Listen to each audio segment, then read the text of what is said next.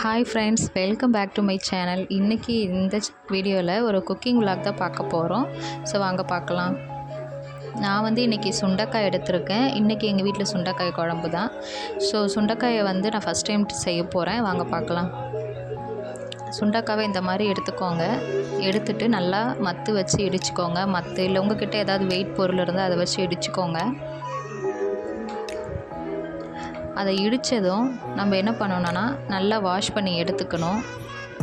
So wash பண்ணிவிட்டு கடாயில் 2 table spoon எண்ணெய் ஊற்றி சுண்டைக்காயை வந்து நல்லா டீப் ஃப்ரை பண்ணி எடுத்துக்கணும்.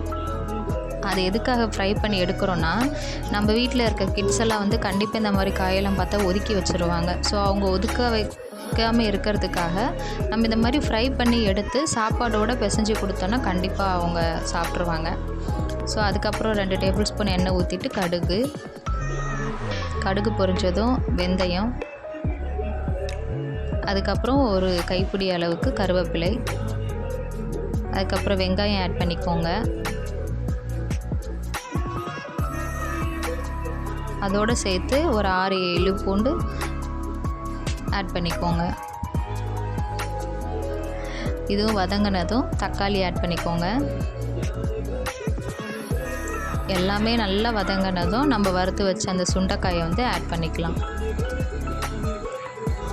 அதுக்கப்புறம் ஒரு நெல்லிக்காய் சைஸ் புளியை எடுத்துக்கிட்டு அதை நல்லா கரைச்சி அதையும் நம்ம வந்து ஆட் பண்ணிக்க போகிறோம். ஸோ இந்த மாதிரி பண்ணும்போது அந்த சுண்டைக்காயில் இருக்கிற கசப்பு வந்து தெரியாமல் இருக்கும். ஸோ நமக்கும் வந்து அதை சாப்பிட்றதுக்கான டேஸ்ட்டும் நல்லாவே இருக்கும். அதுக்கப்புறம் ஒரு 2 டேபிள் ஸ்பூன் தனியாத்தூள், மஞ்சள் தூள், வீட்டில் அரைச்ச குழம்பு மிளகாய்த்தூள் எல்லாமே சேர்த்து நல்லா வதக்கி சுண்டிடணும். அதுக்கப்புறம் கொஞ்சமாக தண்ணி ஆட் பண்ணி தேவையான உப்பு போட்டு நல்லா கொதிக்க விட்டுருங்க.